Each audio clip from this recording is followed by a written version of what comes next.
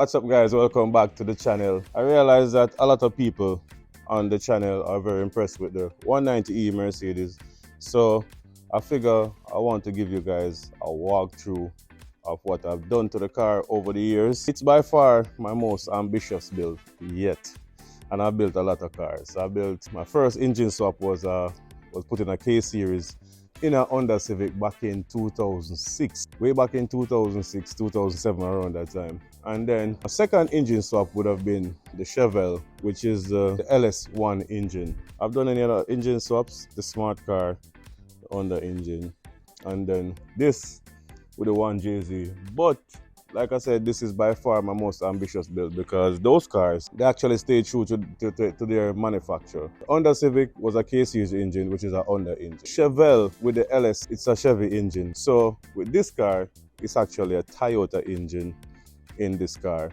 And also, it's mated to a BMW transmission. So let me back out this car so we can, walk around it.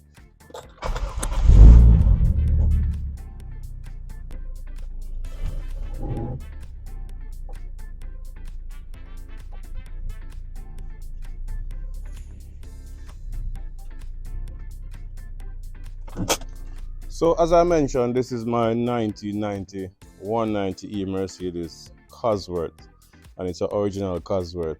So the body, I didn't really do anything different to the body. I only repainted. It wasn't a darker blue, darker gray. It wasn't a dark gray, and I, repainted it. It had some upcap looking wheels on it, so I put these wheels on it to modernize it.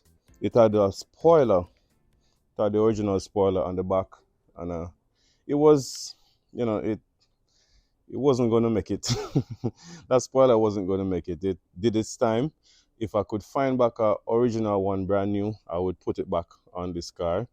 But that spoiler, the material that they used to make it wasn't the best. So we changed that. So the front bumper that comes with this car is pretty nice.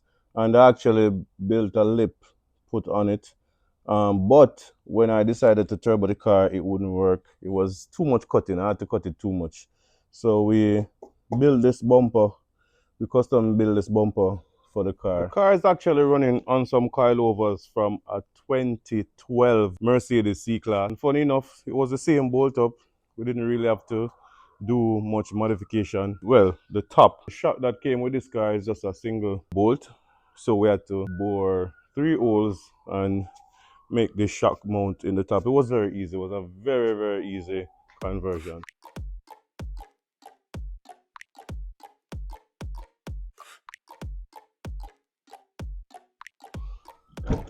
So on the interior, I sent these seats to the States to have them re-upholstered. And these are original Mercedes leather. Not no cheap fake leather. And the interior is pretty nice. Not bad. Not bad, guys. So now I'm going to show you guys what's really going on with this car. Let's open the bonnet. So I decided to put a 1JZ. I wanted a 2JZ, but the price tag on the 2JZs are ridiculous. So I went for the 1JZ. This is the 1JZ twin turbo. I think it came in a Sora, Toyota Sora. And yeah, so we have a single turbo on it. It's pretty decent for what it is. We're making it work. But yeah, so this is a 1JZ. We actually had the factory transmission in it. It was giving me some issues with the shifting. So I decided to bolt a BMW transmission to it. And guess what? All of that was possible with Turbolamix TCU. So they have a kit that makes the BMW transmission work with the JZ engine, 1JZ or 2JZ. They even have kits for the K20 to work with the BMW transmission, the SR, the RB26 engine, even the original BMW engines. There is the kit to make it work. And with the original BMW engines, they can convert, you can install a clutch in the car if you want to drift the car and all that stuff and keep the automatic transmission thing, you can just install a clutch and you just kick the clutch when you want to drift. So it's ridiculous what they can do. Turbolamic, what they can do, and the TCU is in here. So this is the computer for the transmission, and also BMW shifter. We have a BMW shifter in there, and it works just like how it works in the BMW. And with all of that, we also have paddle shifters. We mount some paddle shifters in the car, guys. So with the Turbolamic TCU converted to the BMW transmission, it also has a lot of modes. It has a dyno mode. It have every mode you can think of. You know what I mean? It also have same manual shifting, everything. I can't even remember everything, but it has a lot of modes, guys. So it's something that you should consider doing if you're doing projects, and it's very easy to do. And this will, if you're a drag racer, this is far more superior than a regular two-speed transmission or whatever it is. You know what I mean? You don't even know that this is shifting. It's so fast. It's crazy.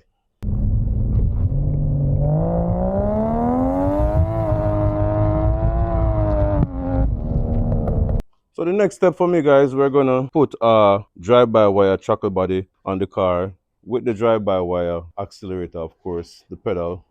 So, and we're gonna put a different ECU in this car to enhance the tuning capability. We want to make some power. So the car is actually safe right now because it's on the factory ECU, but we can't really do much to the factory ECU. So it's just driving on wastegate pressure pretty much, you know what I mean? And it's pretty quick. The transmission makes a hell of a difference. With the factory transmission, the car barely can move. And we put in the BMW transmission, the car is just spinning off the wheel all the way up to third gear or whatever. I don't even know which gear because it's shifting so fast. Alright guys, so we're going for a drive. We're actually starting in P1. So P1 is automatic shifting. P1, car drives normal, shifts normal. And then I think P2 to like P6 is like more aggressive, like more sporty driving. A bit of rain fell, so the road have some water on it. So yeah, like I said, P1 is just normal driving. It just drive shift. P2 to P6. I guess the more you go, the longer it will hold the RPM. From P2, probably hold it to probably 3,000, and then going up the rev range, going up the numbers, it will keep holding the RPM a bit longer. And then P7 is straight manual, and then we adjust everything right here.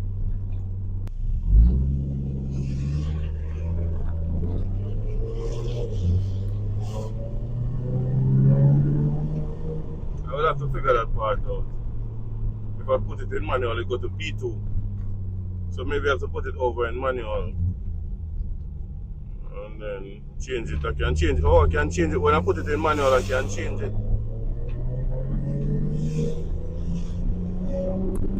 Maybe use a paddle shift. Yeah, I'll use a paddle shift.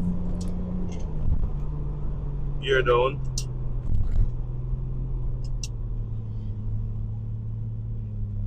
Oh yeah, gearing down. I didn't even realize the gearing down because I'm still looking at the P3. I'm still in gear 3, but I should look at the M1 first gear.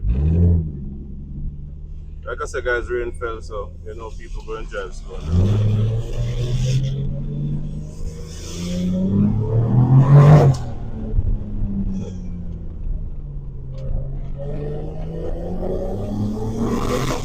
Jay-Z sound, man.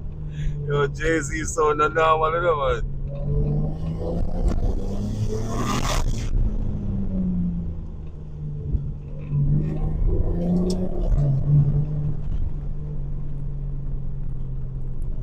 So put it back in auto so you guys can see it. Just driving. I hope you guys can hear it. You're shifting. Normal. Smooth. Smooth. And guys, just by putting in this transmission, I'm sure I gain over 100 horsepower. Easy. No doubt about that. I'm sure I gain over 100 horsepower. Just like that. It's ridiculous how much of a difference a transmission can make to a car. I can just imagine this transmission in the Black Series. It would be ridiculous because the Black Series transmission is outdated. It's like what, 2008. That's a long time ago. Wait, man, well, I want you guys to hear that. Alright, put it back in manual. Shift down. Second gear.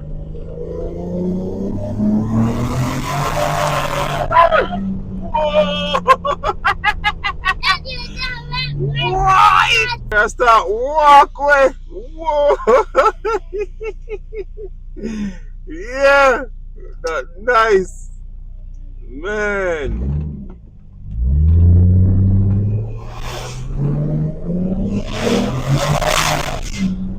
Boy.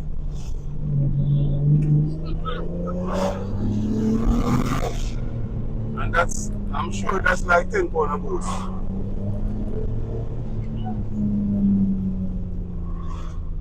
10 pound a boost. I tell you, this guy gonna be too scary, you know.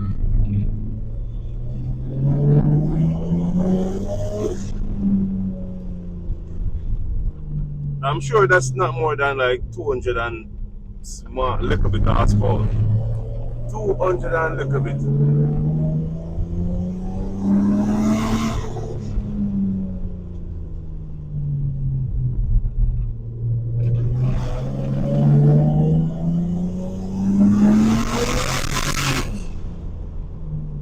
So yeah guys, this is my 190e Mercedes and that's all the progress so far. You know, when, you know, the next move you guys will be seeing every step of the way, putting the drive-by wire to the body and go to the dyno and tune the car. And like I said, 300 horsepower should be enough.